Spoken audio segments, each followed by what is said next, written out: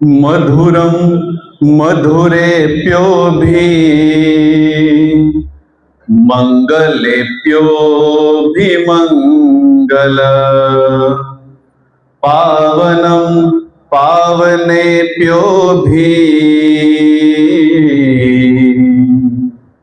हरि नामेव केवलम्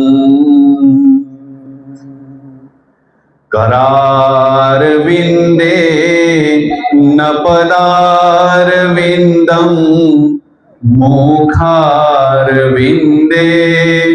विनिवेशयन्तम्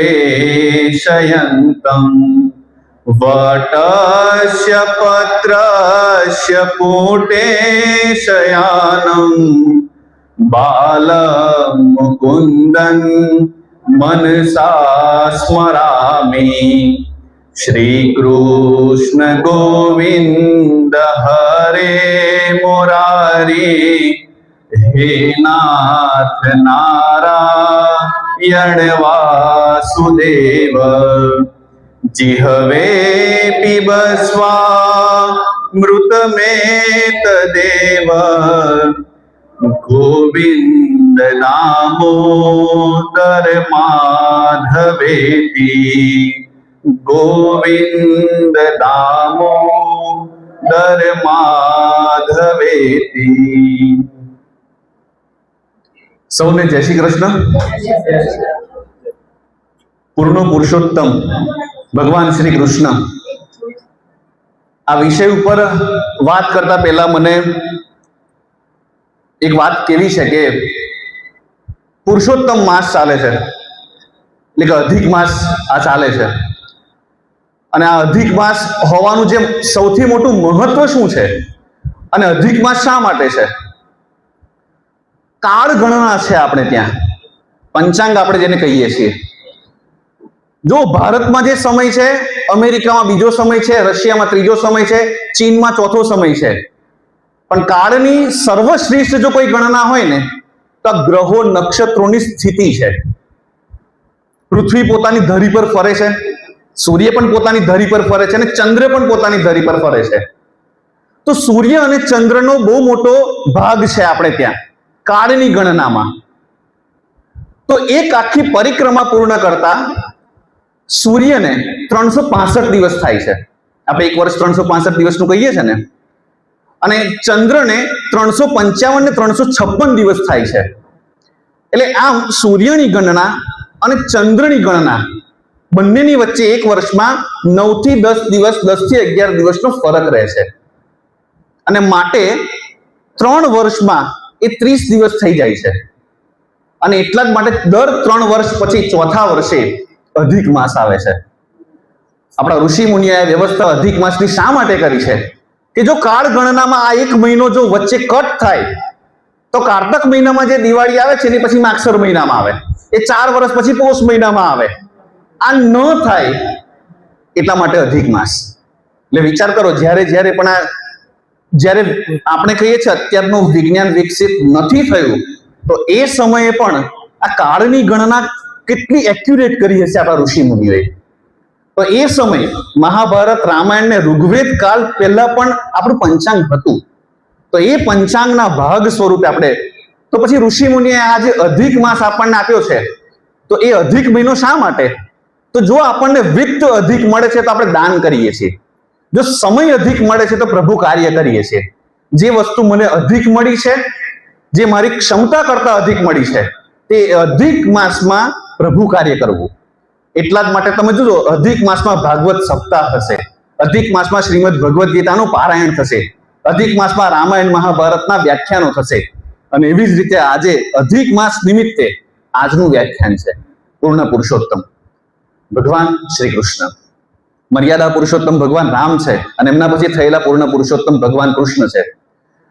વાતના મૂળ વિષય ઉપર આવું એ પહેલા જેની પાસેથી મેં જ્ઞાન મેળવ્યું, જેને મને જ્ઞાન આપ્યું ને સંપૂર્ણ સ્વતંત્રતા આપી એવા મારા માતા પિતા બંને અહીંયા બેઠા છે। મમ્મી અને પપ્પા બંને મને જ્ઞાન માટેની જે સંપૂર્ણ સ્વતંત્રતા આપી છે એના કારણે હું અત્યારે વક્તા તરીકે તમારી સામે છું અભ્યાસ કરું છું ને અભ્યાસ કરાવું છું. મારા બંને બહેનો પણ આવ્યા છે અને મારા સુખ દુઃખના જે સાથી, હાસ્ય તો આખા જગતે જોયું ભાઈ, પણ જેને મારા આંસુ પણ જેને જોયા છે ને એવા શિવાનંદભાઈ, દયાનંદભાઈ અને જયેશભાઈ, ત્રણેય મારા મિત્રો, એ પણ અત્યારે અહીંયા હાજર છે. તો આ સર્વેને પ્રણામ. બીજું એ કે મુકેશભાઈ અત્યારે હાજર નથી, પણ એવા ક્લબ 60 ના જે સંયોજક છે ત્રણેય ભાઈઓ, તો એ મુકેશભાઈને વંદન. હર્ષદભાઈનો અપાર સ્નેહ રહ્યો છે મારા પર, અને આમ પુત્રવત જો કોઈએ મને પ્રેમ કર્યો હોય ને મારો સૌથી વધારે ઝઘડો અને પ્રેમ જેની સાથે થયો હોય ને એવા નયનભાઈ. તો સૌને અને આપ સૌને મારા વંદન. મૂળ વાત જે આપણે કરીએ છીએ કે જો આપણે એક શ્લોક કૃષ્ણ ભગવાન ઉપર, વસુદે વસુતમ દેવમ કંસ ચાણુ રમર્દનમ દેવકી પરમાનંદમ કૃષ્ણમ વંદે જગદગુરુ. ભગવાન કૃષ્ણ ઉપરના જીવનના સૌથી પ્રસિદ્ધ અને સૌથી પ્રખ્યાત શ્લોક છે. એમાં જો પહેલું ચરણ વસુદે વસુતમ દેવમ, પિતૃદેવો ભવની વાત છે, અને ત્રીજું ચરણ છે કંસ ચાણુ રમત દેવકી પરમાનંદ, માં દેવકીને પરમ આનંદ આપનાર, જે આટલો સક્ષમ છે, જે આટલો ક્ષમતાવાન છે, છતાં પણ જેના જીવનમાં માતૃદેવો ભવ અને પિતૃદેવો ભવ છે, એ કૃષ્ણ વંદે જગદગુરુ છે. આજે પદ, પ્રતિષ્ઠા, પાવર, પૈસો, જ્ઞાન, અભ્યાસ આ બધું જ આવતા સૌથી પહેલા જો કોઈનો તિરસ્કાર થતો હોય તો એ માતા પિતાનો છે. અને એ કૃષ્ણના ભક્તો આપણે જે છીએ ને, તો એ માતૃદેવો ભવ અને પિતૃદેવો ભવ એ કૃષ્ણ પાસેથી શીખેલા સંસ્કાર છે. એ પૂર્ણ પુરુષોત્તમ છે. અને એવી જ રીતે ભગવાન 3 કારણથી આવે છે અને માણસને પણ 3 કારણથી મોકલે છે. ચોથા અધ્યાયમાં ભગવાને બહુ સરસ શ્લોક કીધો છે, જે આપણને મોટે ભાગે બધાને ધ્યાનમાં છે. યદા યદા હિ ધર્મસ્ય ગ્લાનિર્ભવતિ ભારત અભ્યુત્થાનમ અધર્મસ્ય તદાત્માનમ સ્મૃતામ્યહમ. અને પછી ભગવાન પોતાના આવવાના 3 કારણો આપે છે કે પરિત્રાણાય સાધુનામ, વિનાશાય ચ દુષ્કૃતામ, ધર્મ સંસ્થાપનાર્થાય સંભવામિ યુગે યુગે. પરિત્રાણાય સાધુનામ, જે સાધુ પુરુષો છે, જે સત્કાર્ય કરવા વાળા જે છે, એનું પીઠબળ બનીને ભગવાન આવે છે. કેમ કે પીઠબળ હંમેશા મહત્વનું છે. કોણ તમારી પાછળ ઊભું છે અને કોણ તમારી અંદર બેઠું છે, આ બે વાતો બહુ વધારે મહત્વની છે. એટલે પરિત્રાણાય સાધુનામ, વિનાશાય ચ દુષ્કૃતામ. આંતર શત્રુઓ છે એમ બાહ્ય શત્રુઓ પણ છે.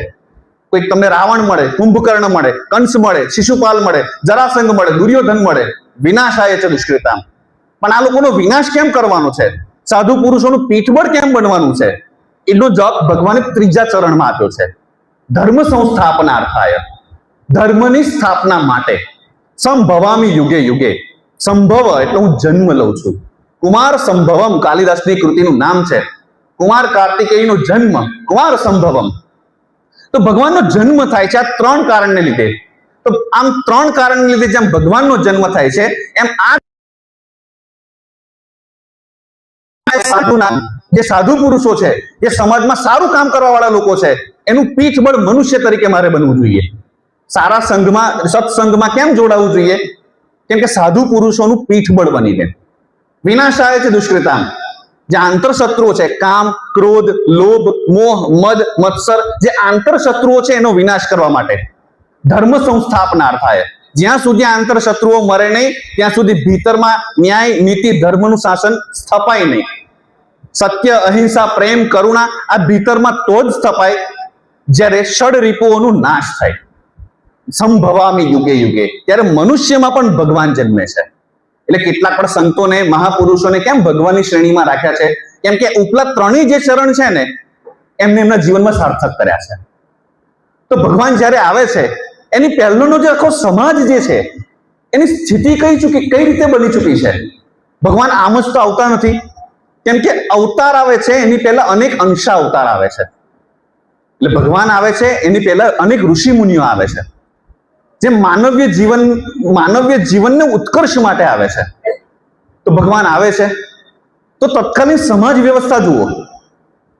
તો આપણો જે સમાજ જે છે વર્ણાશ્રમ વ્યવસ્થા, ચાતુર્વર્ણ્યમ મયા સૃષ્ટમ, ચોથા અધ્યાયમાં જ ભગવાને કીધું છે ચાતુર્વર્ણ્યમ મયા સૃષ્ટમ ગુણ કર્મ વિભાગશઃ. આ ગુણ અને કર્મના આધારે, જન્મના આધારે નથી કીધું, ગુણ અને કર્મના આધારે જે વર્ણ વ્યવસ્થા જે છે, બ્રાહ્મણ, ક્ષત્રિય, વૈશ્ય અને શૂદ્ર, જેને ચોક્કસ પ્રકારના કામ સોંપવામાં આવ્યા છે. તો એવી જ રીતે સમાજને, સભ્યતાને, સંસ્કૃતિને, શિક્ષણને બચાવવા વાળો એક વર્ગ એટલે બ્રાહ્મણ. આ બ્રાહ્મણ વર્ગ જે કામ કરી રહ્યો છે ને એનું યોગક્ષેમ ચલાવવાની જવાબદારી છે ને બાકીના 3 વર્ણોની હતી. અને તત્કાલીન જે સમાજ છે, જે જ્ઞાન સંવર્ધન કરતો જે બ્રાહ્મણ સમાજ છે, એ સમાજનો ક્ષય થયો હતો. તો જે સંસ્કૃતિનું જે મૂળ ધરોહર છે બ્રાહ્મણ, હવે એ સમાજનો જ્યારે ક્ષય થાય તો કયા પ્રકારની ઘટનાઓ બને છે એનું એક સર્વશ્રેષ્ઠ ઉદાહરણ છે. કેમ કે નીતિમય જીવનને છે જોવાના 2 દ્રષ્ટિકોણ છે. એક છે ભોગવાદી જીવન અને એક છે નીતિમત્તા વાળું જીવન. ભોગવાદી જીવનનો અર્થ શું થયો? ખાઓ પીઓ ને મજા કરો. ઈટ ડ્રિંક એન્ડ બી મેરી. ખાઓ પીઓ ને મજા કરો. ભૌતિક સુખમાં ઇહલોકમાં તમામ પ્રકારનું સુખ રહેલું છે. આ માનવા વાળી જે પ્રજા છે ને રાક્ષસી પ્રજા છે. અને બીજી નીતિમત્તા વાળી, જેનામાં શીલ, સદાચાર, સત્ય, અહિંસા, પ્રેમ, કરુણા એના ગુણોને પ્રાધાન્ય આપ્યું છે. આવા લોકોનું જે જીવન છે ને એ નીતિમય જીવન છે. તો આવું નીતિમય જીવન પોતે જીવે અને સમાજમાં ટકી રહે અને વર્ષોના વર્ષો સુધી એ લોકોના ડીએનએ સુધી પહોંચે ને અને સમાજના અંતિમ અંત સુધી લાસ્ટ વ્યક્તિ સુધી પહોંચે ને, આ કામ જો કોઈએ કર્યું હોય ને તો એ તત્કાલીન બ્રાહ્મણ સમાજે કરેલું. અને બ્રાહ્મણ સમાજનું અધઃપતન થયું હતું. એક ઉદાહરણથી આપણે સમજીએ કે કેવી રીતે બ્રાહ્મણ સમાજનું અધઃપતન તત્કાલીન સમયમાં કૃષ્ણ ભગવાન આવ્યા એ પહેલા થયું હતું. જેમ કે બ્રાહ્મણોમાં તત્કાલીન સર્વશ્રેષ્ઠ બ્રાહ્મણ દ્રોણાચાર્ય. 2 ઋષિઓ, જો બંનેનો જે દાખલો આપણે છે ને સામસામા છેડાના છે 2 ઉદાહરણ. કેવી રીતે કે દ્રોણાચાર્ય, ભરદ્વાજ પુત્ર દ્રોણાચાર્ય, પરશુરામ શિષ્ય દ્રોણાચાર્ય. આ દ્રોણાચાર્ય જ્યારે જ્ઞાન અવસ્થા પૂર્ણ કરી અને જ્યારે પાછા આવે છે, લગ્ન થયા પછી પોતાનો તપોવન સ્થાપે છે, આશ્રમ સ્થાપે છે અને વિદ્યાર્થીઓને ભણાવવાની શરૂઆત કરે છે. આ દ્રોણાચાર્ય અત્યંત નિર્ધન હોય છે. અને આ દ્રોણાચાર્યનું જે જીવન હોય છે ને, જેને વિત્તની પાછળ નજર નથી કરીને એવા બ્રાહ્મણો હતા ને, એટલા માટે એ લોકો ઉપર ટેક્સ નહોતો લાગતો. જેને પોતાની બુદ્ધિ કમાવા માટે નથી લગાડી, પોતાની બુદ્ધિ પ્રભુ કાર્યાર્થે લગાડી હતી. એવા બ્રાહ્મણો કે જે ગુણ કર્મની વાત છે, આ સરનેમ જે અટક બ્રાહ્મણ હોવી એ એક અલગ વાત છે, અને જે ગુણ કર્મ પ્રમાણે બ્રાહ્મણ છે એક અલગ વાત છે. અને આ દ્રોણાચાર્ય તપોવન સ્થાપે છે અને દ્રોણાચાર્ય નિર્ધન હોય છે. એનું તપોવન પણ એ પ્રકારે ચાલતું નથી. અને દ્રોણાચાર્યના જીવનમાં એક ઘટના બને છે અને એ ઘટના વારંવાર બને છે અને દ્રોણાચાર્યનું જીવન આખું બદલાય છે. જીવનના અંતિમ સમયે આપણને દ્રોણાચાર્ય કેમ અધઃપતિત દેખાય છે? પુત્ર અશ્વત્થામા જ્યારે નાનો હોય છે એ વખતે એક જીદ કરે છે, અને એ હોય છે કે દૂધ પીવાની જીદ કરે છે. આ નિર્ધન બ્રાહ્મણ પાસે એ દૂધના પૈસા પણ નથી હોતા, નથી દૂધ હોતું. અને એટલા માટે એની માં એક કામ કરે છે, લોટમાં પાણી નાખે છે અને એ પાણી હલાવી દે છે અને અશ્વત્થામાને પીવડાવે છે. આ જ્યારે એક બાપ દ્રોણાચાર્ય જોવે છે ને ત્યારે એ અંદરથી હચમચી જાય છે કે આટલું જ્ઞાન, પિંડથી બ્રહ્માંડ સુધીનું જ્ઞાન જે દ્રોણાચાર્ય પાસે છે, એ દ્રોણાચાર્ય પાસે આ દૂધના પણ પૈસા નથી કે પોતાના સંતાનને પીવડાવી શકે. અને એ દ્રોણાચાર્યને અંદરથી જે હરેરાટી થઈ ને, અને એને એના બાળપણનો મિત્ર યાદ આવે છે, દ્રુપદ. આ દ્રુપદને જ્યારે ગુરુકુલમાં જ્યારે ભણતા હતા, સાથે પરશુરામના આશ્રમમાં જ્યારે ભણતા હતા, ત્યારે એ વખતે વચનની બહુ કિંમત હતી. અત્યારે વચનની એ પ્રકારે કિંમત નથી રહી. અત્યારે તો સવારે બોલ્યા અને સાંજે આપણે ફરી જઈએ, એ પ્રકારના જે સમાજ થઈ ચુક્યો છે. વિચાર કરો, ભીષ્મ પિતા એક પ્રતિજ્ઞા લીધી, આખી જિંદગી આખું યુદ્ધ આખું જવા દીધું છે એમને, પણ પોતાની પ્રતિજ્ઞા તોડી નથી, વચન આપેલું. અને આવું જ વચન દ્રોણાચાર્યને દ્રુપદે આપ્યું હતું. દ્રુપદે અભ્યાસ દરમિયાન એક સરસ વચન આપ્યું હતું કે જ્યારે હું રાજા બનીશ ને તો તે મને જે વિદ્યા અભ્યાસ જે શીખ્યો છે ને, તો કૃતજ્ઞતા ભાવે હું તને મારું અડધું રાજ્ય આપી દઈશ. એક તરફ દ્રોણાચાર્યની આ પરિસ્થિતિ થઈ ચૂકી છે કે પોતાના પુત્રને દૂધ પણ પીવડાવવા માટેના પૈસા નથી રહ્યા, અને બીજી તરફ એને દ્રુપદનું વચન યાદ આવે છે. દ્રુપદના દરબારમાં જાય છે, મિત્ર હોય છે દ્રુપદ, અને દ્રુપદને એનું વચન યાદ અપાવે છે કે દ્રુપદ, તે મને વચન આપ્યું હતું કે તું તારું અડધું રાજ્ય મને આપીશ, પણ પદ, પ્રતિષ્ઠા, પાવર, પૈસો, સત્તાના મોહમાં રહેલા વ્યક્તિને ક્યાંથી વચન એ પ્રકારના યાદ રહે? અને એટલા માટે દ્રુપદ એનું અપમાન કરે છે. કે દ્રોણ યાદ રાખ, રહેવું હોય તો થોડા દિવસ તું મારા મહેલમાં રહી શકે છે, જોતું હોય તો થોડું ઘણું હું તને ધન્ય આપું, પણ રાજ્યની વાત ના કરીશ. અને તું ક્યાંથી મારો મિત્ર થઈ ગયો? જે દ્રોણ પાસેથી વિદ્યા શીખી હતી ગુરુના આશ્રમમાં, એ દ્રોણને એમ કે છે તું ક્યાંથી મારો મિત્ર થઈ ગયો? મિત્રતા કોની સાથે થાય? એક સમોવડિયા હોય ને, એક સ્ટેટસ ના હોય ને, એ લોકો સાથે મિત્ર થાય. તું ક્યાં નિર્ધન ને હું ક્યાં રાજા. જો આપણને પછી કૃષ્ણ સુદામાનું આપણે આપણું ઉદાહરણ આપણે લઈશું ને ત્યારે આપણને ધ્યાનમાં આવે, તારો રે મને સાંભળે રે સથવારો કનૈયા, આ કૃષ્ણ સુદામા. અને જો આ જ મિત્રો છે, એ જ સમયના મિત્રો છે, એ જ સમયના બીજા ઋષિની પણ હું તમને વાત કરું છું કે જો દ્રોણાચાર્યને આ અપમાન ને થયું, એક અપમાન જે રીતે થાય છે દ્રોણાચાર્યનું, અને એવા જ સમયે દ્રોણાચાર્ય નક્કી કરે છે કે મારી નિર્ધનતા એ મારી કમજોરી છે. અને એટલા જ માટે એ હસ્તિનાપુરનું જે હસ્તિનાપુરમાં જાય છે અને ધૃતરાષ્ટ્રને પણ શક્તિની ખબર હોય છે, ભીષ્મ પિતામહને પણ શક્તિની ખબર હોય છે કે આ દ્રોણાચાર્યમાં કેટલી શક્તિ છે. અને એટલા માટે એમ કે છે એટલે બાંધેલા પગારે, જેમ અત્યારે અધ્યાપકો કે શિક્ષકો કેવી રીતે નોકરી કરે છે, એવી રીતે બાંધેલા પગારે ચોક્કસ પોતાના વિદ્યાર્થીઓને ભણાવવાની શરૂઆત થાય છે. એટલે કૌરવ અને પાંડવોને ભણાવવાનો અભ્યાસની શરૂઆત થાય છે.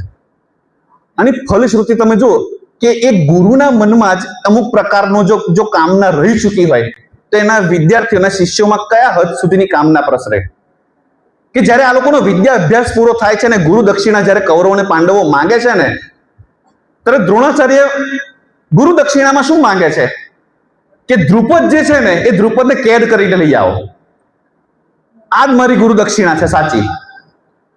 અને પછી પાંડવો અને કૌરવો યુદ્ધ કરીને દ્રુપદને બંદી વેશે લઈ આવે છે. પછી તો છોડી પણ દે છે, પણ એને કહે છે કે એટલું ના ભૂલીશ કે જે બ્રાહ્મણ નિર્ધન થઈ શકે છે, એ બ્રાહ્મણ ધનવાન થઈ શકે છે, એ બ્રાહ્મણ શૌર્યવાન પણ થઈ શકે છે. આ તને બ્રાહ્મણત્વની શક્તિ બતાવવા માટે અને તે કરેલા અપમાનને, તારા અહંકારને તોડવા માટે મેં આ કામ કરેલું છે. હવે વિચાર કરો, એક બીજો સામો છેડો પણ હું તમને બતાવું. સાંદીપની ઋષિ દ્રોણાચાર્ય હતા તો એવી રીતે સાંદીપની પણ ઋષિ હતા. સાંદીપની ઋષિનો આશ્રમ પણ આ જ રીતે ચાલતો હતો. અને એ સાંદીપની ઋષિના દીકરાને પાંચજન્ય નામનો રાક્ષસે ઉપાડીને લઈ જાય છે. હવે જ્યારે ઉપાડીને લઈ જાય છે અને એમના જ આશ્રમમાં ઊંચ નીચને એ પ્રકારે કોઈ ભેદભાવ હતો નહીં. કર્ણને ગુરુ દક્ષિણા આપવાની દ્રોણાચાર્ય ના પાડી દે છે, પરશુરામ તો ના પાડી જ દે છે, દ્રોણાચાર્ય પણ ના પાડી દે છે. કે પોતપોતાના નિયમો હતા એ વખતે કે મારે રાજપુત્રોને જ ભણાવવાના છે. તો સાંદીપની ઋષિના આશ્રમમાં ગમે એટલો રાજાનો દીકરો હોય કે રંકનો દીકરો હોય, એ તમામ એક સાથે એક પાત્રને ભણી શકે. આ સમાનતાના પાઠ જે છે ને એ ભગવાન કૃષ્ણએ હોય, સુદામાએ હોય, એ સાંદીપની ઋષિના આશ્રમમાં શીખ્યા હતા. એટલે સાંદીપની ઋષિના જે વિદ્યાર્થીઓ જે હોય છે ને એ શિષ્યો હસ્તિનાપુરના એટલે કુરુક્ષેત્રના રણ મેદાનમાં નથી મળતા. દ્રોણાચાર્યના તમામ શિષ્યો ક્યાં મળે છે? કુરુક્ષેત્રના રણ મેદાનમાં. એટલે ગુરુનું મહત્વ કેટલું છે આવતા અઠવાડિયે નિરંજનભાઈનું છે ને, એમની પાસે સાંભળજો ગુરુની 5 મિનિટ વાત, કે ગુરુનું જીવનમાં મહત્વ કેટલું છે એ જણાવશે એમાં કે ગુરુનું મહત્વ કેટલું છે. તો આ મહત્વ આ બે સામસામા છેડાના, તો આવું અધપતિત બ્રાહ્મણ્ય થઈ ચૂક્યું હતું. અને વિચાર કરો, બ્રાહ્મણ વ્યવસ્થાની સૌથી મોટી પકડ જે હોય છે રાજ્ય વ્યવસ્થા ઉપર હોય છે. એટલે તમે વિચાર કરો, રામકાલીન શાસન વ્યવસ્થા આપણે જયારે જોઈએ તો વશિષ્ઠનું કેટલું પ્રભુત્વ આખું રઘુવંશ ઉપર હોય છે. રામ વિચારો પોતે નક્કી નથી કરી શકતા, ત્યારે વશિષ્ઠ નક્કી કરે છે, કેમ કે એ વશિષ્ઠ પગાર નથી લેતા હોતા. અને અહીંયા દ્રૌપદીનું વસ્ત્રાહરણ થાય છે, દ્રોણાચાર્યને ધ્યાનમાં આવે છે આ ખોટું છે, છતાં દ્રોણાચાર્ય છે ને પોતાની નૈતિકતા સમર્પિત કરીને એટલા માટે સત્ય હોવા છતાં પણ અવાજ નથી ઉઠાવી શકતા. આવો અધપતિત સમાજ, જે મૂળ કહેવાની બીજી બાબત જે છે ને, આટલો અધપતિત સમાજ ભગવાન કૃષ્ણ આવે છે ને એ સમયગાળા દરમિયાન થઈ ચૂક્યો હતો. એ સમયગાળા દરમિયાન થઈ ચૂક્યો હતો. અને એના જ કારણે ભગવાને આ બધા નિકંદન શા માટે કરવું પડ્યું? અર્જુનનો જે પ્રશ્ન હતો કે આમ બધાને, આ નિર્દોષ લોકોને મારે શા માટે મારવા? અર્જુનનો જે મહાભારતના યુદ્ધમાં જે પહેલો પ્રશ્ન જે છે, જે સિદંતી મમ ગાત્રાણી મુખમ ચ પરિશુષ્યતિ વે પતુષ્વ શરીરે મે રોમ હર્ષસ્વ જાયતે, આમ કરીને જયારે ગાંડી મૂકી દે છે ત્યારે એને જે પ્રશ્નો થાય છે એમાં આ જ પ્રશ્ન થાય છે કે આ નિર્દોષ મનુષ્યો છે અને એ લોકોને નથી મારવાના. એ નિર્દોષને હું મારી નાખીશ તો મને પાપ લાગશે. ભગવાન પછી કહે છે કે હતો વા પ્રાપ્યસી સ્વર્ગમ જીતવા વા ભોગશે છે મહિમ તસ્માદ ઉત્તિષ્ઠ કૌંતેય યુદ્ધાય કૃત નિશ્ચય. હતોવા પ્રાપ્યસી સ્વર્ગ, તું હણાઈ જઈશ તો સ્વર્ગ મળશે. જીતવા ભોગશે છે મહિમ, જીતી જઈશ તો તને પૃથ્વીનું રાજ્ય મળશે. એટલા માટે તસ્માદ ઉત્તિષ્ઠ કૌંતેય, કુંતી પુત્ર અર્જુન, ઊઠ ઉભો થા, યુદ્ધાય કૃત નિશ્ચય, યુદ્ધ કરવાનો નિશ્ચય કર. અને એ જ તમે વિચાર કરો કે કેટલો આખો સમાજ કેવો ભ્રષ્ટ થઈ જાય છે. યાજ્ઞસેની દ્રૌપદી યજ્ઞકુંડમાંથી નીકળેલી, યજ્ઞકુંડમાંથી નીકળેલીનો અર્થ આપણે સમજવું જોઈએ કે અગ્નિ જેવી તેજસ્વી હતી એ. તો એ અગ્નિ કન્યા યાજ્ઞસેની, જે એક રાજાની દીકરી હોય છે, જે એક રાજાની એનો ભાઈ ખુદ રાજા હોય છે, એક રાજાની પત્ની હોય છે, એને ભરી સભામાં રજસ્વલા અવસ્થામાં હતી અને આટલા બધા સત્પુરુષોની વચ્ચે એનું વસ્ત્રાહરણ કરવાનો પ્રયત્ન થયો. તો જ્યારે આ ઉચ્ચ કુળની સ્ત્રીનું જો આ રીતે હનન થઈ શકતું હતું રાજસભામાં, તો સામાન્ય સ્ત્રી શું દશા થઈ હશે? સામાન્ય પ્રજા અથવા સામાન્ય સમાજ જે છે, સમાજના પ્રતિનિધિ લોકો જે છે, એ લોકોનું અધઃપતન કયા હદ સુધીનું હશે? કૃષ્ણ ભગવાને જ્યારે આ પ્રશ્નની વાત શ્રીમદ ભગવદ્ ગીતામાં અર્જુનને જ્યારે જણાવી, ત્યારે અર્જુનની ધીમે ધીમે આંખો ખુલવાની શરૂ થઈ કે તું જેને મારવા જઈ રહ્યો છે એ ખુદ અંદરથી મરી ચૂકેલા છે. જેનો આત્મા મરી ચૂક્યો છે તારે એના શરીરને હણવાનું છે. એટલે નૈનમ છિંદતી શસ્ત્રાની શ્લોક આવ્યો. શસ્ત્રો આત્માને છેદી શકતા નથી, એટલે તારે એના શરીરને મારવાનો છે. આત્મા આ લોકોની મરી ચૂકી છે. અને એટલે ધર્મ સંસ્થાપનાર્થાય, ભગવાન ધર્મની સ્થાપના માટે શા માટે આવે છે? અને જો કૃષ્ણ ભગવાન નાનપણથી જનમાનસ ઉપર કેટલું પ્રભુત્વ હતું. બાળપણથી જે યુદ્ધો કર્યા છે, નાનપણથી જે શૌર્ય બતાવ્યું છે, એક જે પૂતના માસીને મારવા, અઘાસુરને માર્યો છે, બકાસુરને માર્યો છે, કેશીને માર્યો છે, કાલીય નાગને માર્યો છે. હવે આ કાલીય નાગ વિશે છે ને આપણે થોડુંક એક સમજીએ. કાલીય નાગનો અર્થ શું થાય? રામાનંદ સાગરની આપણે સિરિયલ જોઈ છે, જેમાં પેલો નાગ હોય છે અને ભગવાન મારવા માટે જાય છે. હકીકતમાં જે પુરાણો હોય છે ને, એ પુરાણો મેટાફોરિક રીતે હોય છે, રૂપકાત્મક હોય છે. રૂપકાત્મક નો અર્થ શું થયો કે એકના અનેક અર્થ હોય છે. જેમ કે કાલીય નાગનો અર્થ શું થાય? એ વખતે તત્કાલીન સમયમાં નાગ નામની જાતિ હતી. અત્યારે જો ભીલ જાતિ છે, આદિવાસી જાતિ છે, એવી રીતે તત્કાલીન સમયમાં નાગ નામની જાતિ હતી અને નાગ જાતિનો રાજા કાલીય હતો.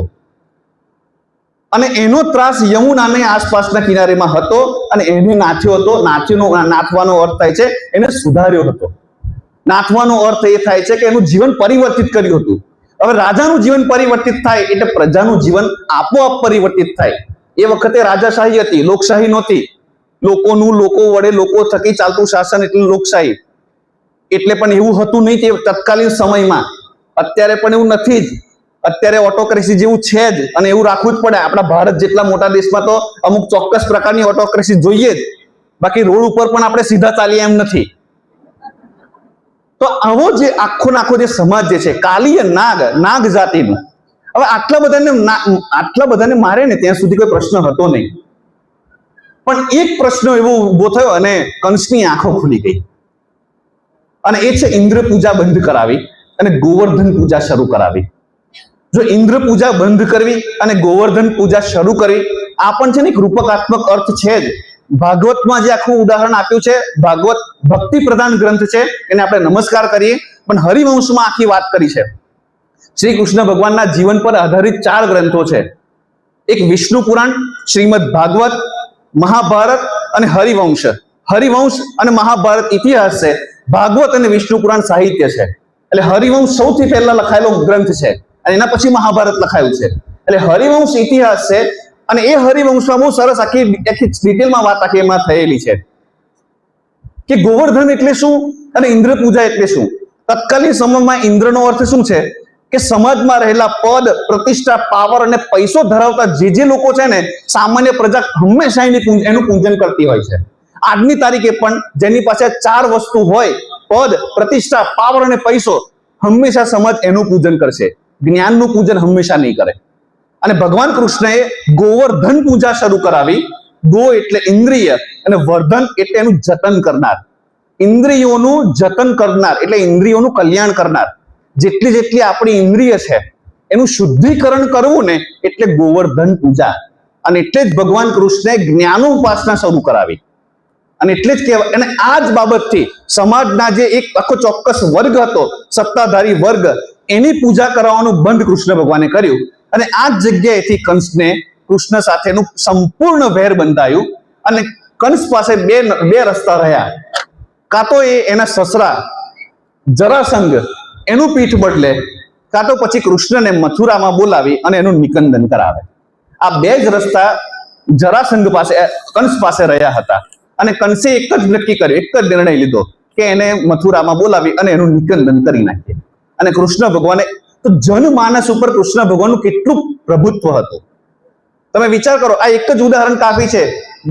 કંસને જ્યારે ભરી સભામાં ખેંચીને ભગવાને ઉતાર્યો ને, તો એનો જે અંગરક્ષક હતો ને, એ અંગરક્ષક પણ બચાવવા માટે ન આવ્યો.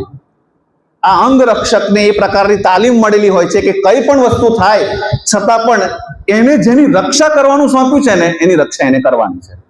અને છતાં પણ એ રક્ષા નથી કરવા માટે કોઈ આવતું. તો જનમાનસ ઉપર કૃષ્ણ ભગવાનનું કેટલું પ્રભુત્વ હશે.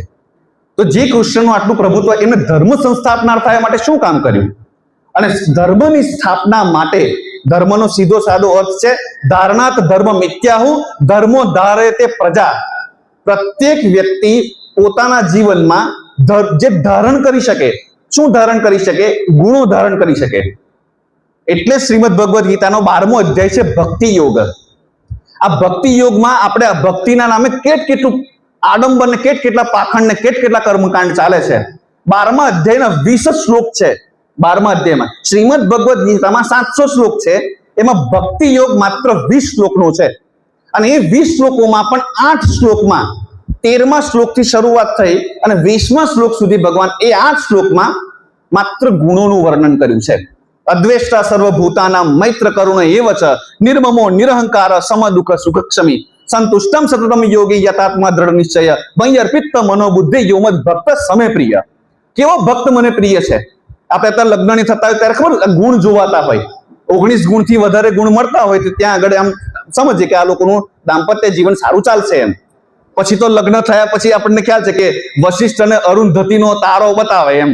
પછી લગ્ન થયા પછી દોરા દાડા તારા બતાવે, લગ્ન થયા પછી પતિ પત્ની એકબીજાને. એટલે જે 36 ગુણોની આખી વાત છે ને, એ 36 ગુણોની વાત કેવી રીતે છે? ભગવાન સાથે એનું મારું તાદાત્મ્યતા. હવે આ ગુણો જીવનમાં ઉતારવાને એને ધર્મ કહેવાય. ધારણાત ધર્મ મિથ્યાહુ ધર્મો ધારે તે પ્રજા. તમે રામની ઉપાસના કરતા હોય ને તમારા ભાઈ સાથે એક વીંઘાના ખેતર માટે ઝઘડો થઈ જતો હોય અને બંને રામના ઉપાસક છે નહીં, ખાલી પૂજા કરે છે, કર્મકાંડ કરે છે. અને વિચાર કરો એની તરફ, દશરથના 4 સંતાન હોવા છતાં પણ એક પણ સંતાન રાજ સિંહાસન સ્વીકારે નહીં 14 વર્ષ પછી. ભરત પાદુકા મૂકીને રાજગાદી ચલાવે, એ પણ વનમાં બેઠા બેઠા. શત્રુઘ્ન ના પાડે, લક્ષ્મણ રામની સાથે છે. અને લક્ષ્મણ સાથે હોવા છતાં પણ તુમ મમ પ્રિય ભરત સમભાઈ. જેમ કૃષ્ણ ભગવાને કોઈ રાજગાદી નથી સ્વીકારીને, રામની પરંપરા જાળવી રાખી છે. ભગવાન રામ જ્યારે વનવાસમાં જાય છે ત્યારે સુગ્રીવનું રાજ્ય પચાવી નથી પાડતા કે આ વાલીને જે માર્યો છે તો જરા મારા હોય લવકુશ આવશે ભવિષ્યમાં, તો એના માટે 100 એકરની જમીન આપી દો પેલા પ્લોટ એમ. ભગવાન રામે નથી કીધું. અને વિચાર કરો, અપી સ્વર્ણમયી લંકા નમે રોચતે લક્ષ્મણ જનની જન્મભૂમિશ્ચ સ્વર્ગાદપી ગરીયસી. માં અને માતૃભૂમિ સ્વર્ગ કરતા પણ ચડિયાતી છે. હવે તો એ વખતે આમ તો લંકા સોનાની કહેવાય. તો એમ એવું ના થયું કે આ પેલું કે વેડિંગ ડેસ્ટિનેશન અથવા તો હવે સીતા માતા અહીંયા મળ્યા છે તો જરા આ હનીમૂનમાં આપણે કેટલું સારું પ્લેસ છે. સોનાની લંકા હતી ને તો પિકનિક તો કર્યા હોય ને ત્યાં આગળ. આપણે લંકા નથી જોઈતી, ફરવાની ક્યાં ના છે. ભગવાન રામ લંકાની ભૂમિ ઉપર પગ પણ નથી મૂકતા. તો બીજું પણ એક ઓપ્શન હતો ને કે જે સોનાનું જે ધન હતું એ તો લઈ ગયા, આપણે ચાલો રાવણ નથી જોતો, લંકા નથી જોતી, પણ લંકાનું જે કુબેર જે છે એટલે ભંડાર જે છે ને ધનનો, એ તો ભગવાન રામ લઈ શક્યા હોત. અને તો લઈ શક્યા હોત તો એટલે વિભીષણ પોતાની જાતને કૃતકૃત્ય સમજ્યો હોત કે ભગવાને મારું કંઈક તો લીધું એમ.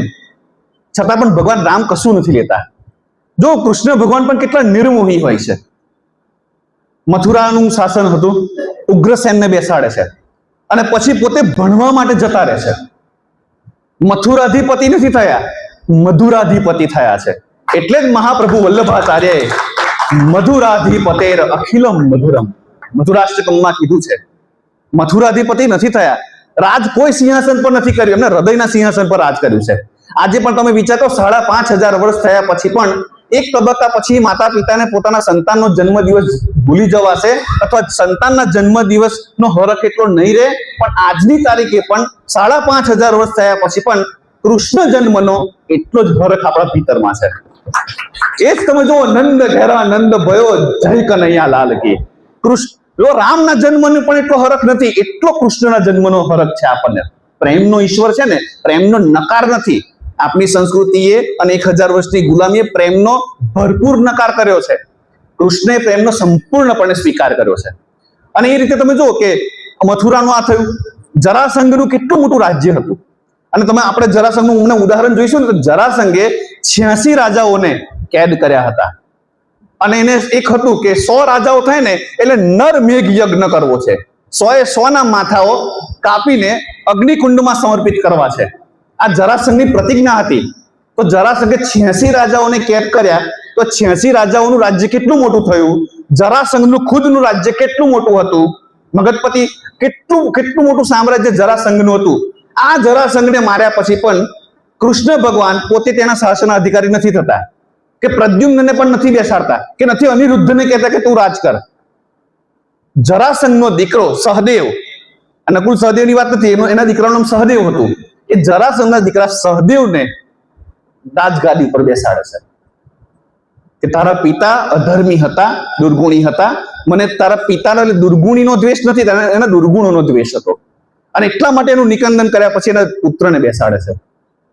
આજે તમે વિચાર કરો, ભગવાન કૃષ્ણ ઉપર આમ કેટલી વિડંબણા થાય આપણને, એમ કે જે સ્ત્રીનો સંરક્ષક હતો એને સ્ત્રીનો લંપટ બનાવી દેવામાં આવ્યો. એક ઉદાહરણ તરીકે નરકાસુરનું. નરકાસુર જેવો તત્કાલીન સમાજમાં અત્યંત ભોગવાદી રાજા કોઈ જ નહોતું, કોઈ જ નહીં, અત્યંત ભોગવાદી.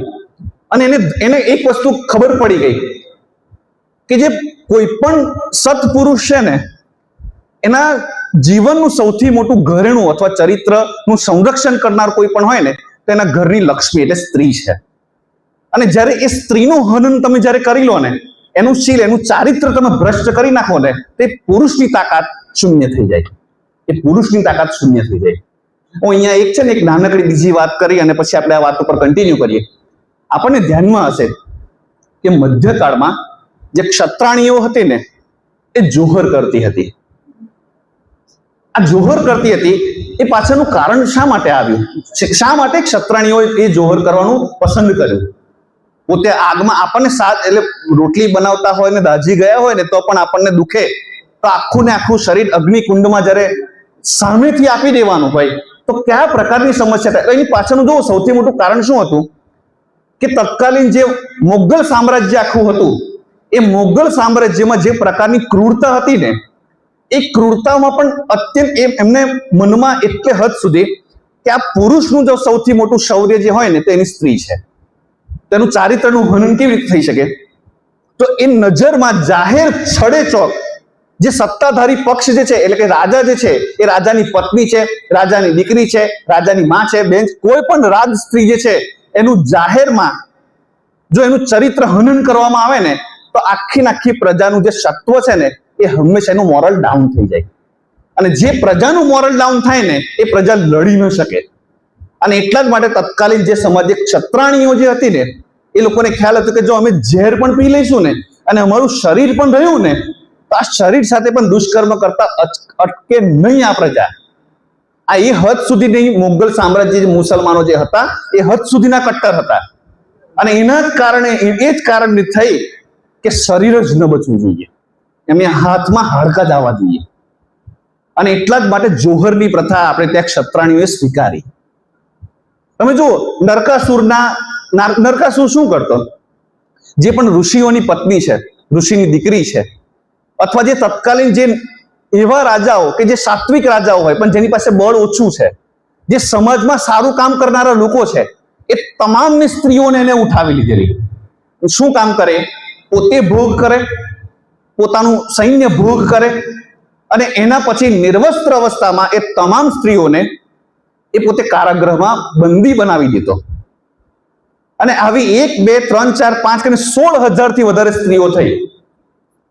અને આ જાણ ભગવાન કૃષ્ણને પરિત્રાણાય સાધુનામ વિનાશાય છે દુષ્કૃતામ, ધર્મ સંસ્થાપના, ધર્મની સ્થાપના માટે આવા લોકોનો વિનાશ કરવો અત્યંત જરૂરી બની ગયો હતો. અને આવા 16,000 થી વધારે સ્ત્રીઓ જ્યારે હતી એ નરકાસુરના કારાગૃહમાં, ભગવાન કૃષ્ણ નરકાસુરની સાથે યુદ્ધ કરે છે, પરાસ્ત કરે છે. અને પરાસ્ત કર્યા પછી જ્યારે તમામ સ્ત્રીઓને મુક્ત કરે છે ને, પછી બીજો પ્રશ્ન ઉભો થાય છે. એ સ્ત્રીઓની સામે એક પ્રશ્ન એ ઉભો થાય છે કે સૌથી મોટામાં મોટો એક પ્રશ્ન કે આ સ્ત્રીઓ કાં તો કંઠ સ્નાન કરી લે, કાં તો એ સમાજમાં જાહેર રીતે એક ગણિકાનું સ્થાન ગ્રહણ કરે, કાં તો ગણિકા બને, કાં તો કંઠ સ્નાન કરે. આ બે સ્થિતિ સ્ત્રીઓની સામે હતી. અને કૃષ્ણ ભગવાન એમ કીધું, નથી તમારે ગણિકા બનીને પ્રજામાં જીવવાની જરૂર છે, કે નથી તમારે કંઠ સ્નાન એટલે મૃત્યુને અપનાવવાની જરૂર છે. આ બંનેમાંથી એક ત્રીજી સ્થિતિ ભગવાન કૃષ્ણએ સ્વયં નિર્માણ કરી, અને એ કે આજથી તમે તમામે તમામ મારી પત્ની છો. હવે કૃષ્ણ જેવો સમર્થ શક્તિશાળી વ્યક્તિ હોય, હવે એની પત્ની હોવું એટલે પ્રજા માટે કઈ માં થઈ ગઈ, કૃષ્ણ પિતા બરાબર છે. માના ચરિત્ર ઉપર કોઈ આંગળી ન ઉઠાવે, તત્કાલીન કૃષ્ણનો એ સમય તો હતો જ હતો. અને એટલા જ માટે તમામ સ્ત્રીનો ઉદ્ધાર થઈ શકે ને, એટલા માટે કૃષ્ણ ભગવાને પોતાની પત્ની સ્વરૂપે સ્થાપના કરી. અને આજે આપણે શું સમજી શકીએ? તમે વિચાર કરો, આજે કોલેજિયન અથવા તો હાસ્ય ઠઠ્ઠા મસ્કરીમાં પણ લોકો કહેતા હોય કે કૃષ્ણ ભગવાને 16,000 પત્નીઓ હતી, તો હવે આપણે જે 16 પ્રેમિકા હોય તો શું વાંધો આપણને? હવે જે સ્ત્રી ઉદ્ધારક હતો એને સ્ત્રી લંપટ બનાવવાનો પ્રયત્ન છે. ભર સભામાં દ્રૌપદીનું વસ્ત્રાહરણ કૃષ્ણ ભગવાને બચાવ્યું. તો સ્ત્રી ઉદ્ધારક હતા. અને જે ભગવાન કૃષ્ણના અષ્ટપટરાણી હતી, આપણે જે વાત કરી છે, એ રાજનૈતિક ગઠબંધન હતું કે રાજાઓની સાથે ધર્મ સ્થાપના માટે જે કામ કરવું પડે ને, કૃષ્ણ ભગવાને તમામ કામ કર્યું છે. એ તમામ કામ કર્યું છે. હવે જો કે કૃષ્ણ ભગવાન ધર્મ સ્થાપના માટે પાંડવોને સાધન સ્વરૂપે બનાવે છે. કેમ કે પાંડવો જે છે ને, એ અત્યંત સંસ્કારી, સદાચારી, સત્વશીલ લોકો હતા. અને આ તમામ જે પાંડવો હતા ને, એ પાંડવો સંસ્કારની પરાકાષ્ઠા હતી. અને આ પાંડવોને ભગવાન ધર્મની સ્થાપના માટે નિમિત્ત બનાવે છે. ભગવાન ખુદ આવે છે અને ભગવાન નિમિત્ત પણ બનાવે છે. હવે આ પાંડવો પોતાના ફોઈના તો છોકરા હતા જ. આ પાંડવોને લાક્ષાગૃહમાં એટલે કારાગૃહમાં બાળી નાખવાનો એક પ્રસંગ કર્યો હતો. લાક્ષાગૃહમાંથી એ બચી જાય છે અને સીધા આવે છે ક્યાં? એ ત્યાંથી દર ભટકે છે અને પછી સીધા પ્રસંગ એમને કયો પ્રસંગ બને છે? દ્રૌપદી સ્વયંવરનો. અને દ્રૌપદી સ્વયંવરનો પ્રસંગ આવે છે. ભગવાન કૃષ્ણ સામેથી એ પાંડવોને મળવા માટે જાય છે. તમે જો ભગવાન કૃષ્ણ સામેથી જે કૃષ્ણ માટે આટલી અપાર સ્નેહ છે પાંડવોને, એ કૃષ્ણ ભગવાન સામેથી મળવા માટે જાય છે. આપણને જેના માટે પ્રેમ હોય, જે મહાપુરુષ માટે પ્રેમ હોય, જે સંત માટે પ્રેમ હોય, એ સામેથી આપણના ઘરે આપણને મળવા માટે આવે અને એમ આપણને એવા દુઃખના દિવસોમાં આપણને સાંત્વના આપે કે તમારી પાછળ હું શક્તિ સ્વરૂપે ઊભો છું. તો દુઃખની સ્થિતિમાં આ બે સાંત્વનાના જે શબ્દો છે ને, એ માણસનું પીઠબળ બને છે. ભગવાન કૃષ્ણ મળવા માટે જાય છે અને પાંડવોને કહે છે કે તમારામાં રહેલા જે સંસ્કાર જે છે ને, એ પ્રજામાં જવા જોઈએ અને એ માટે તમારી હાથમાં શાસન હોવું જોઈએ. અને એટલા માટે ફરી બીજે દિવસે સ્વયંવર હોય છે. અને સ્વયંવર થાય છે, અર્જુન મત્સ્ય વેદ કરે છે, દ્રૌપદી સાથે લગ્ન થાય છે. આપણે પણ ત્યાં ખબર છે કે લગ્ન બે વ્યક્તિના નથી થતા, બે પરિવારના થાય છે. રાજ સમાજમાં લગ્ન જે છે એ બે આખા સામ્રાજ્યના થાય છે લગ્ન. એટલે પાંડવોની પાછળ છે ને પાંચાલોની તાકાત ઊભી થઈ ગઈ. અને બીજું જે અર્જુનનું બીજું લગ્ન થાય છે સુભદ્રા સાથે, એટલે એ જ પાંડવોની પાસે યાદવોની શક્તિ ઊભી થાય છે. એટલે એ પાંડવો નિરાધાર હતા ને, હવે એ પાંડવો પાછળ બે શક્તિ ઊભી થઈ જાય છે જે મજબૂત હોય છે. એક છે પાંચાલોની શક્તિ અને એક છે યાદવોની શક્તિ. પણ તમે જો આટલું જ થઈ જવાથી પૂરું નથી થઈ જતું. કોઈ પણ રાજ્ય વ્યવસ્થા છે ને એ મજબૂત છે એ ક્યારે તમે કહી શકો? જ્યારે એની અર્થવ્યવસ્થા મજબૂત હોય. આજે પણ અમેરિકા વિશ્વમાં રાજ કરી શક્યું છે, એનું કારણ શું છે? એની અર્થવ્યવસ્થા મજબૂત છે એટલા માટે. તો પાંડવો પાસે રાજ્ય તો હવે શક્તિ તો છે, પણ એની પાસે અર્થવ્યવસ્થા નથી, ધન નથી. અને એટલા માટે આજે બે દ્રૌપદીનું સ્વયંવર થાય છે અને સુભદ્રાનું લગ્ન થાય છે ને, એ વખતે કૃષ્ણ ભગવાન આર્થિક રીતે એ હતું, એમ કે ભગવાન કૃષ્ણને સ્પષ્ટ છે કે આ પાંડવો એટલા સ્વાભિમાની છે કે આર્થિક મદદ મારી પાસેથી નહીં લે. જે સ્વાભિમાની માણસ છે એ ક્યારે હાથ લાંબો નહીં કરે. તો પાંડવો જેવા સત્વશીલ મનુષ્ય હાથ લાંબો ક્યારેય ન કરે. પણ આ સામાજિક બંધનના કારણે, કેમ કે પાંડવોને ક્યાં આપીએ છીએ? અમે તો બેનને આપીએ છીએ, દ્રૌપદીને આપવાનું છે, સુભદ્રાને આપવાનું છે. એ દ્રષ્ટિકોણથી ભગવાન કૃષ્ણએ પાંડવોની જે શક્તિ છે ને મજબૂત કરી. અને આ ઘટના એક વ્યક્તિ જુએ છે અને એનું નામ હોય છે ધૃતરાષ્ટ્ર. હવે ધૃતરાષ્ટ્રને તો એ જ વસ્તુ ધ્યાનમાં આવે છે કે લાક્ષાગૃહમાં આ લોકો બળીને ખાક થઈ ગયા છે. એ પાંડવો જ્યારે આવે છે ત્યારે એને ધૃતરાષ્ટ્ર એક કામ જે કરવાનું હોય છે કે યુધિષ્ઠિરને યુવરાજ બનાવવાનું હોય છે. અને યુધિષ્ઠિરને યુવરાજ તો બનાવે છે, પણ યુધિષ્ઠિર પાસે આખું શાસન ન જાય અને એટલા માટે એક કામ કરે છે કે જુઓ, તમે કૌરવો અને પાંડવો બંને એક સાથે નહીં રહી શકો, અને ન રહી શકો એટલા માટે એક કામ કરી આપણે રાજ્યના ભાગ કરી દઈએ. અને એટલા માટે જે ઉત્કૃષ્ટ ભૂમિ હતી ને એ દુર્યોધનના ભાગે આપી, અને જે નિકૃષ્ટ ભૂમિ હતી ને એ બધી ભૂમિ, જે ખાંડવવન ભૂમિ હતી ને એ પાંડવોના પક્ષે ગઈ. કૃષ્ણ ભગવાને તરત કીધું કે જે મળે છે ને એ સ્વીકારી લીજો, સ્વતંત્ર હશો ને તો સંપૂર્ણ વિકાસ કરી શકશો. અને એટલા માટે પાંડવોને જે મળ્યું ને એ સ્વીકારી લીધું. અને પછી એ જ ખાંડવવનમાં ઇન્દ્રપ્રસ્થની સ્થાપના થાય છે. પોતાના સામર્થ્યથી આ સ્થાપના કરે છે. કૃષ્ણ ભગવાનના પીઠ બળથી આ સ્થાપના થાય છે. અને આ પોતાને રાજ્ય તો મળ્યું છે, ધર્મ સ્થાપના કરવાની છે. ધર્મ સ્થાપના એટલે ધર્મ રાજ્ય કોને કહેવાય? ધર્મ રાજ્યનો અર્થ શું છે? તો પ્રજાના જીવનમાં કઈ બાબતનું પ્રાધાન્ય છે એનાથી નક્કી થાય છે કે આ ધર્મ રાજ્ય છે કે અધર્મ રાજ્ય છે. યુધિષ્ઠિરનું રાજ્ય કેવું હતું? આપણે કહીએ છીએ ધર્મ રાજ્ય છે. તો ધર્મ રાજ્યમાં કઈ કઈ બાબતો આવતી હતી? તો યુધિષ્ઠિરના રાજ્યમાં ન્યાય, નીતિ, સત્ય, સદાચાર, પ્રેમ, કર્તવ્ય, આ જે તમામ મૂલ્યો હતા ને, જે ઉત્કૃષ્ટ મૂલ્યો હતા, પ્રજા પોતાના જીવનમાં એને પ્રાધાન્યતા આપતી હતી. એટલે એને ધર્મ રાજ્ય કહેવાય છે. અને સામાન્ય જે પ્રજા છે, જે છે અધર્મ રાજ્ય કોને કહેવાય છે? કે જે પ્રજા ખાવો, પીવો, મજા કરો અને મટીરિયલિસ્ટિક વર્લ્ડ જેને આપણે કહીએ છીએ ને, માત્ર એમાં જ રચ્યા પચ્યા હોય છે, જેની દ્રષ્ટિ માત્ર પદ, પ્રતિષ્ઠા, પાવર, પૈસો જ હોય છે, અને એ સિવાય બીજું કશું જ નથી હોતું. આ પ્રજાના જીવનમાં પ્રાધાન્ય થઈ જાય. વ્યક્તિના જીવનમાં ગુણનું મહત્વ છે કે સમૃદ્ધિનું મહત્વ છે, આ બે ભેદ કરે, તમને જણાવે કે ધર્મ રાજ્ય છે કે અધર્મ રાજ્ય છે. અને એવું ધર્મ રાજ્ય ઇન્દ્રપ્રસ્થમાં સ્થપાય છે. પણ આ તો માત્ર નાનકડું રાજ્ય છે. કૃષ્ણ ભગવાને તો આખું ભારત વર્ષને ધર્મ રાજ્ય કરવું છે. તે થશે કેવી રીતે? અને એટલા માટે નારદજી એમને એક સલાહ આપે છે. અને નારદજી એમને એક સલાહ આપે છે કે રાજસૂય યજ્ઞ કરો. આ રાજસૂય યજ્ઞ જ્યાં સુધી નહીં કરો, રાજસૂય યજ્ઞમાં શું હોય છે કે ચોક્કસ પ્રકારના નિયમો હોય છે, અને એ નિયમોના આધારે, એટલે આપણે કહીએ કે બંધારણના આધારે દેશ ચાલવો જોઈએ, એમ ચોક્કસ પ્રકારના નિયમોના આધારે એ આખું ગણતંત્ર, ગણરાજ્ય ચાલવું જોઈએ. અને આ ગણરાજ્ય આ રીતે ચાલવું જ જોઈએ અને સદીઓ સુધી ટકવું જોઈએ. એ માટે રાજસૂય યજ્ઞ કરાવે છે. હવે રાજસૂય યજ્ઞ જ્યારે કરાવવાનું હોય, પણ એટલે આજે સુધારણા કરવા હોય રાજ્ય વ્યવસ્થામાં, ધર્મની સ્થાપના માટે રાજ્ય વ્યવસ્થા, કેમ કે હંમેશા જે સિસ્ટમ જો સુધારવી હોય તો ટોપ ટુ બોટમ આ વ્યવસ્થા સુધરે તો જ પ્રજા જીવન વ્યવસ્થિત ચાલે. કેમ કે ઉપર નીતિઓ નક્કી થાય છે, અને એ નીતિઓનું ઇમ્પ્લિમેન્ટ જો ઉપરથી વ્યવસ્થિત થતું હોય તો જ પ્રજા જીવન સામાન્ય રીતે જીવી શકે. એ સિવાય પ્રજા જીવનનું ઉત્કર્ષ થઈ ન શકે. અને એટલા જ માટે જે રાજ્ય સુધારણા છે, જે કૃષ્ણ ભગવાન કેવી રીતે કરાવે છે, એ યુધિષ્ઠિરને એમ કહે છે કે પ્રવર્તમાન જે રાજ્ય વ્યવસ્થા જે છે ને, એટલે અત્યારે તત્કાલીન સમયની જે રાજ્ય વ્યવસ્થા છે ને, એક તો એને ખસેડવી પડશે. તત્કાલીન જે રાજાઓ છે ને ખસેડવા પડશે, અને બીજું નવી રાજ્ય વ્યવસ્થાને સ્થાપવી પડશે. તમારે ધર્મ સંસ્થાપના થાય, ધર્મની સ્થાપના કરવી હોય તો પૂર્ણ પુરુષોત્તમ આ કામ કરે કે જૂની રાજ્ય વ્યવસ્થાને ખસેડવી પડે. અને એટલા જ માટે જરાસંઘને મારવો પડે, કાલયવનને મારવો પડે, કંસને મારવો પડે, દુર્યોધન, આવા જેટલા તમામ અધર્મી રાજાઓને મારવા પડે. અને તમે જો જરાસંઘની ખાસિયત શું હતી? આ જરાસંઘની સામે કૃષ્ણ ભગવાન 17 એટલે 18 વખત મથુરામાં યુદ્ધ કરી ચુક્યા હતા. જરાસંઘ જેવો હારવા માટે આવે ને, એવું એનું સૈન્ય ત્યાં છોડી અને પોતે નીકળી જાય. ફરી એનું સૈન્ય તો મોટું હતું, ઘણું બધું, ફરી બીજી વાર આખું સૈન્ય ભેગું કરીને લઈ આવે. જરાસંઘ હારવા માટે આવે, જેવો એક તો એનું સૈન્ય બહુ મોટું હતું, એટલે એના સુધી પહોંચવા માટે તમારે અનેક લોકોની હત્યા કરવી પડે.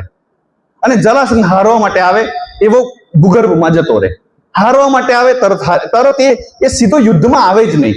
એટલે કૃષ્ણ ભગવાન એમ કીધું કે જરાસંઘને દ્વંદ્વ યુદ્ધ માટે પડકારવો પડે, એકલાને જ મારવાનો છે, આખી પ્રજાનું નિકંદન કરવાની જરૂર નથી. અને એટલા માટે ભગવાન પોતે જાય છે, સાથે અર્જુનને અને ભીમને લઈ જાય છે અને કહે છે તું પસંદ કરે તારે ત્રણમાંથી કોની સાથે યુદ્ધ કરવું છે. અને પછી પસંદ કરે છે ભીમ સાથે. અને બધાની કથા ખબર છે કે જે રીતે ઉત્પન્ન થયો હતો એના ફાડ્યા કરીને પણ અલગ અલગ નાખવા પડે છે. કૃષ્ણ ભગવાન સંકેત કરે છે કે આ જ રીતે મરાય જરાસંઘને, અને તે જરાસંઘને મારે છે. એટલે જરાસંઘનું જેટલું મોટું શાસન હોય છે એ આખું આટલું મોટું શાસન હવે યુધિષ્ઠિરના નેજા હેઠળ, ધર્મચક્રના નેજા હેઠળ આવી જાય છે. એટલે યુધિષ્ઠિરનું શાસન આ રીતે, એટલે જરાસંઘનું શાસન આ રીતે આવ્યું. જરાસંઘે 86 રાજાઓને જે કેદ કર્યા હતા ને, કૃષ્ણ ભગવાન પોતે છોડાવે છે અને ભગવાન એને એ 86 રાજાઓને તમામ પોતાનું રાજ્ય પાછું આપી દે છે. અને એમ કે છે રાજસૂય યજ્ઞની જેટલી શરતો યુધિષ્ઠિરે નક્કી કરી છે, ધર્મરાજે નક્કી કરી છે ધર્મની સ્થાપના માટે, એ તમામ વ્યવસ્થા જે છે ને, તમામ વાતો તમે પાંડવો પક્ષી રહેશો, ધર્મના પક્ષે રહેશો અને માનશો, એ તમારું વચન જોઈએ છે, બસ મારે આટલું જ જોઈએ છે. ભગવાને કોઈ ભૌતિક બાબતો એ 86 રાજાઓ પાસેથી નથી લીધી. અને જરાસંઘના દીકરાને પણ સહદેવને બેસાડ્યા પછી પણ આ જ વાત કરી છે કે આ જે રાજ્ય બનવા જઈ રહ્યું છે, આખો ને આખો જે સમાજ જે બનવા જઈ રહ્યો છે પાંડવો થકી, એ ધર્મનું શાસન કરવા માટે છે. એટલે કાલયવનને મારે છે, નરકાસુરને મારે છે, જરાસંઘ, ઇવન શિશુપાલ પણ એ વખતે રાજસૂય યજ્ઞ વખતે માથાકૂટ કરે છે. અને શિશુપાલ જેવા ભગવાનમાં પેશન્સ કેટલું હોય છે. આજે આપણા જીવનમાં છે ને એટલું ધૈર્ય નથી હોતું. ભગવાનના ખુદના જીવનમાં કેટલું ધૈર્ય હોય છે કે શિશુપાલ જેવા અકર્મીને, અધર્મીને 100 ભૂલો માફ કરે છે અને કહીને માફ કરે છે, અને પછી 101મી વખતે સુદર્શન ચક્ર ચલાવે છે. એટલે ભગવાન પણ આપણને કેટલી વોર્નિંગ આપે છે. એટલે કોઈ પણ ખોટું કામ કરતી વખતે આપણને અંતરાત્મા જો ડંખે ને, તે એ કૃષ્ણએ કરેલું જે જેમ શિશુપાલને વોર્નિંગ આપી હતી ને, એ અંદરથી આપણને આપેલી કૃષ્ણએ વોર્નિંગ જ છે. આપણે જાગીએ છીએ કે કેમ, આ પ્રશ્ન છે. એટલે એ જ, અને હવે આ જ પાંડવોને વિચાર, ભગવાન કૃષ્ણ કોઈનું રાજ્ય તો નથી લેતા. અંતે પાંડવો જે છે ને, કૃષ્ણ ભગવાન, આખું મહાભારતનું યુદ્ધ થાય છે ને, ભગવાન કૃષ્ણ 2 વાતો લઈને આવે છે. એક, ગાંધારી પાસેથી શ્રાપ લઈને આવે છે. જેમ મારા કુરુકુળનો અમારા આંખની સામે વિધ્વંસ થઈ ગયો ને, એમ કૃષ્ણ તારા આંખની સામે યદુકુળનો નાશ થઈ જશે. દ્વારકા આવે છે ને ભગવાન, તો 2 વાત લઈને આવે છે. એક આ વાત, અને બીજી વાત, તમે વિચારો, પ્રાણથી પ્રિય સખી દ્રૌપદી હોય છે.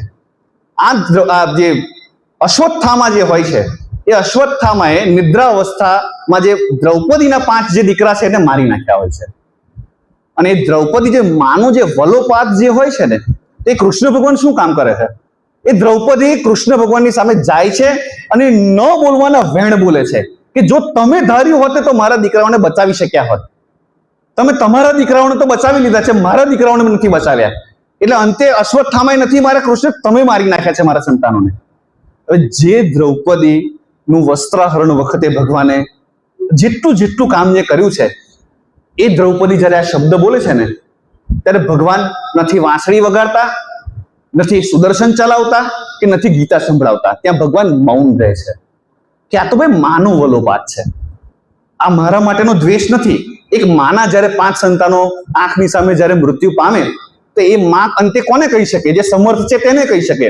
અને એટલે કૃષ્ણ જ્યારે પાછા જાય છે ને, ત્યારે આ 2 વાતો લઈ જાય છે. એટલે કોઈએ, અને કૃષ્ણ ભગવાને કઈ યુધિષ્ઠિરને પછી અંદર ખાને બેસાડીને એમ નથી કીધું કે પછી જો આ ઇન્દ્રપ્રસ્થ તો કેટલું સારું નગર છે, હવે મારો છોકરો તો છે જ પ્રદ્યુમ્ન, અને એનો છોકરો છે અનિરુદ્ધ, તો 100 એકર 200 એકરના છે ને પ્લોટ જરા અમારા નામે મૂકી રાખજો.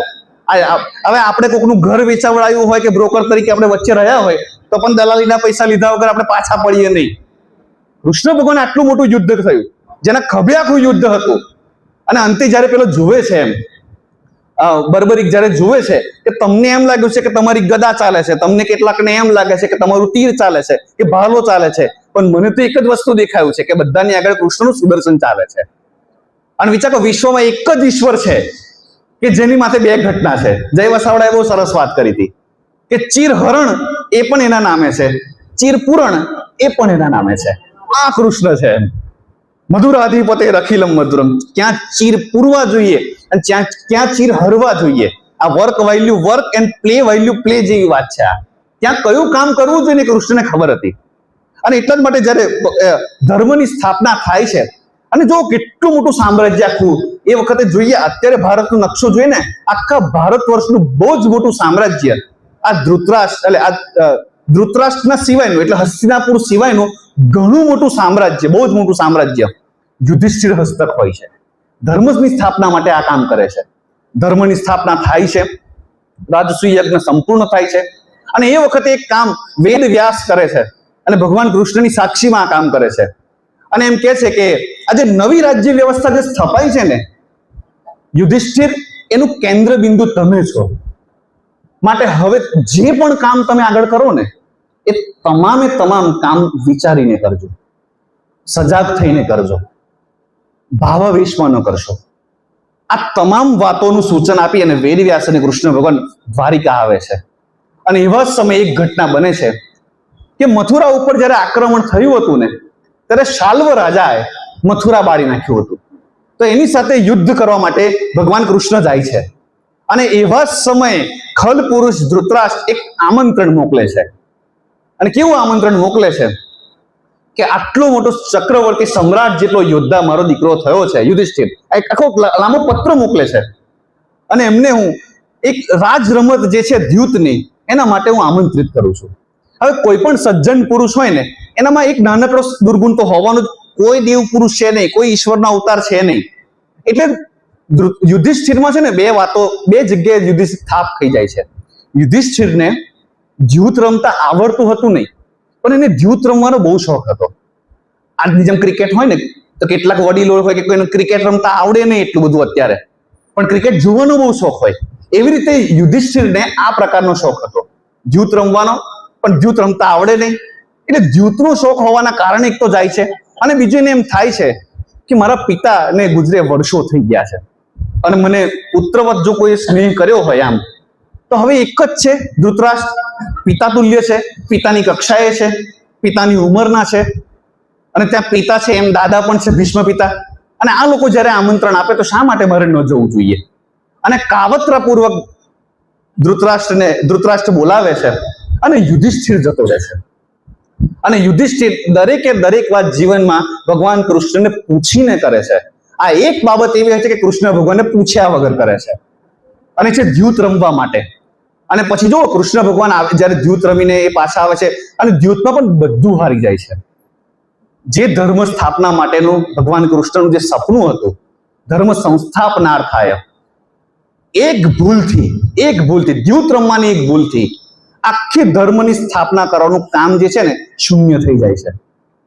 અને શું એ લઈને શું આવે છે યુધિષ્ઠિર? શ્રાપ લઈને આવે છે, વનવાસ લઈને આવે છે.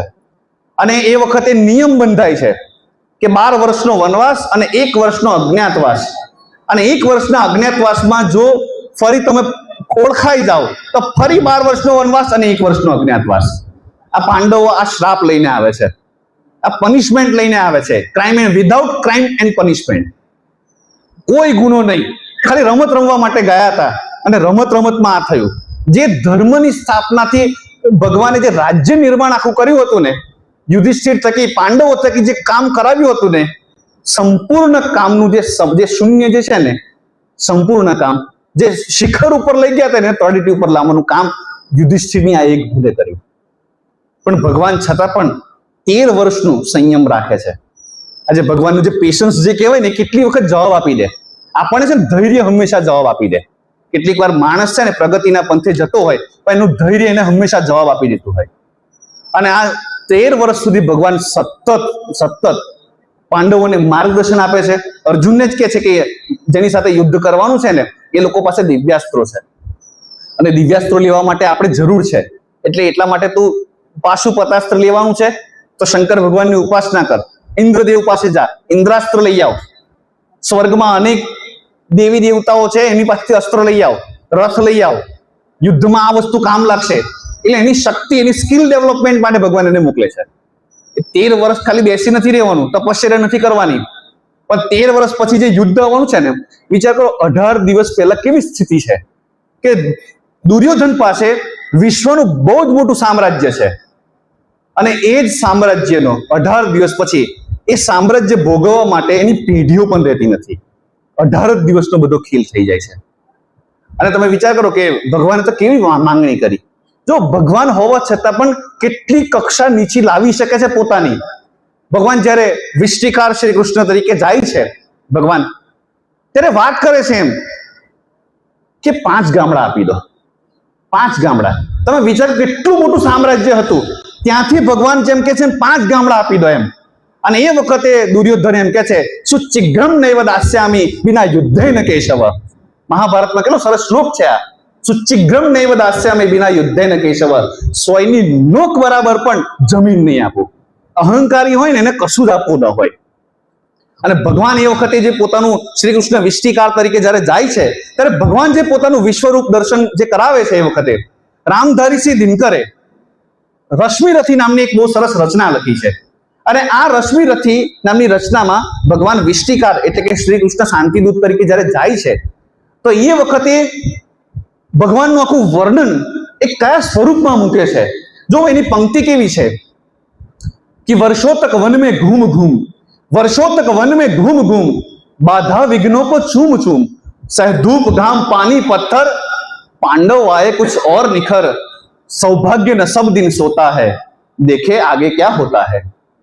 मैत्री की राह बताने को, सबको सुमार्ग पर लाने को, दुर्योधन को समझाने को, भीषण विध्वंस बचाने को, भगवान हस्तिनापुर आए, पांडव का संदेशा लाए.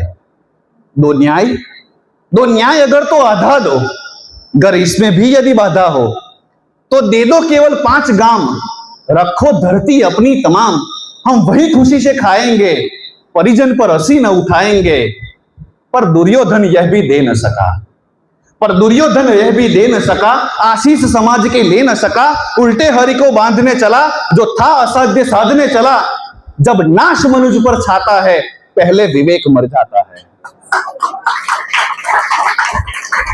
हरि ने भीषण हुंकार किया, हरि ने भीषण हुंकार किया, अपना स्वरूप विस्तार किया, डगमग डगमग दिग्गज डोले, भगवान कुपित होकर बोले, जंजीर बढ़ाकर साध ले, हाँ हाँ दुर्योधन बांध ले. यह देख गगन मुझ में लय है, यह देख पवन मुझ में लय है, मुझ में विलीन संसार सकल, मुझ में सारा ब्रह्मांड सकल. अब भगवानનું જે આખું વર્ણન જે છે ને રશ્મિરથીમાં ભગવાને કર્યું. તમે જો રશ્મિરથીમાં આ જે આખું વર્ણન છે ને એ જ 11મો અધ્યાય જે છે એ 11મા અધ્યાયમાં આખું વર્ણન છે. અને રશ્મિરથી જે રામધારીસિંહ દિનકરે જે લખી છે, ભગવાન શાંતિદૂત તરીકે જાય છે.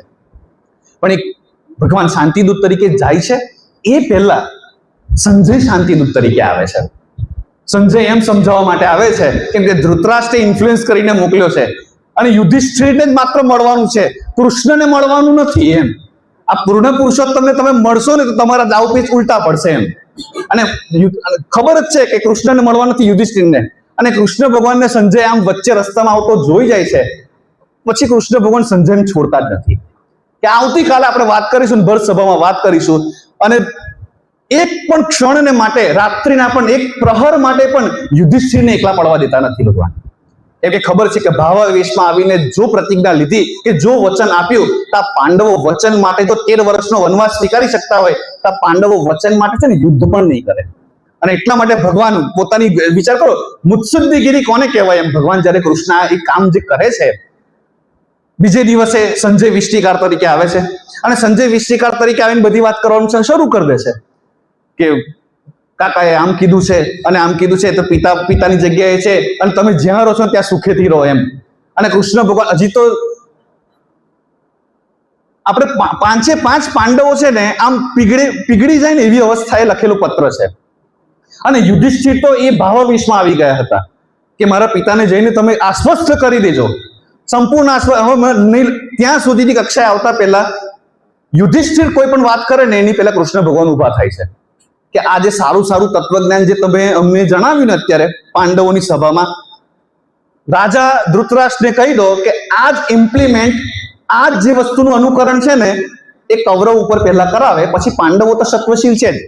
સત્વની ખોટ અહીંયા નથી, સત્વની ખોટ ત્યાં છે. અને જઈને કહી દીધો શ્રી કૃષ્ણ દૂત શાંતિદૂત તરીકે આવે છે કોઈ પણ પ્રકારના પ્રસ્તાવ વગર. આપણે અહંકારી ને ઘમંડી માણસો તો એમ વિચારે કે હું અને દૂત બનીને જાઉં. હવે જે કૃષ્ણ આટલા સમર્થ અને શક્તિશાળી છે એ શાંતિ દૂત બનીને જાય, મેસેન્જર બનીને જાય. ભગવાન ખુદ મેસેન્જર બનીને જાય છે અને છેલ્લે 5 ગામ માંગે છે, એ પણ નથી આપતો. અને પછી એક જે છેલ્લી વાત એ કરી અને પછી આજની વાત આપણે પૂરી કરીએ. પૂર્ણ પુરુષોત્તમ શા માટે ભગવાને આ વિશ્વ ઉપર જો કૃપા કરી હોય ને, તે સૌથી મોટું તત્વજ્ઞાન શ્રીમદ ભગવદ્ ગીતા આપીને. શ્રીમદ ભગવદ્ ગીતા એમ જે કહે કે એક માનો પ્રેમ કેવો નિતાંત હોય, એવો ભગવાન કૃષ્ણનો પ્રેમ છે. અને એટલે જ સર્વ ધર્માની પરિત્યજ્ય મામેકમ શરણમ વ્રજ. બધું જ છોડીને તું મારા શરણે આવી જાવ. તમામ કર્તવ્યો, તમામ સત્યો, બધું જ છોડીને તું મારા શરણે આવી જા. મામેકમ શરણમ વ્રજ. અને એટલું જ વિચાર કરો કે આજે આપણે કૃષ્ણ ભગવાન ઉપર બોલી શકીએ છીએ, શ્રીમદ ભગવદ્ ગીતા ઉપર બોલી શકીએ છીએ. એની પાછળનું કારણ શું? અર્જુન વિષાદ યોગ પહેલો છે. તમે વિચાર કરો, મોટે ભાગે આપણે ત્યાં થયું છે શું? જ્ઞાની માણસ છે ને, એને સાંભળ્યું છે, એ સાંભળતો નથી પછી કોઈનું. એકવાર જ્ઞાનની પરાકાષ્ઠાએ પહોંચ્યા પછી માણસો સાંભળે નહીં. આટલા જ્ઞાનીઓમાં જ્ઞાની જે સર્વશ્રેષ્ઠ છે, યોગીઓમાં યોગેશ્વર સર્વશ્રેષ્ઠ છે, એ ભગવાન પહેલો અધ્યાય છે ને આખો સાંભળે છે. જો સાયકોલોજીની જે લોકો ટ્રીટમેન્ટ અથવા સાયકોલોજી વિશે જે લોકો સમજતા હોય એ આ વાતને બરાબર સમજતા હશે કે સાયકોલોજીના જે ટ્રીટમેન્ટ થતી હોય એમાં ડોક્ટર શું કામ કરે કે પહેલા છે ને દર્દી વિશે બધું સાંભળે, સમજે અને પછીથી બોલવાનું શરૂ કરે. અર્જુન વિષાદ યોગ લાંબો છે, આખો પહેલો અધ્યાય ભગવાન સાંભળે છે. પેલો ખાલી થશે ને પછી એની અંદર તમે ભરો. એટલે જ્યારે પણ કોઈ દુઃખી હોય ને તો એનું સાંભળો. ભગવાને ખુદ સાંભળ્યું છે તો પછી ભગવાન આપણું ન સાંભળે? આ અર્જુન વિષાદ યોગ, પછી બીજો સાંખ્ય યોગ, કર્મયોગ, કર્મ સંન્યાસ યોગ, આટલું કીધા પછી 11મા અધ્યાયની અંદર ભગવાન વિશ્વરૂપ દર્શન આપે છે કે તું શકીરાનું નૃત્ય જોવે છે કે શંકરનું તાંડવ જોવે છે, અંતે તો લીલા મારી જ છે. એમ કણમાં જે ઈશ્વર વ્યાપ્ત છે ને એની વાત કરે છે. 12મો અધ્યાય આખો ભક્તિ યોગ કે છે.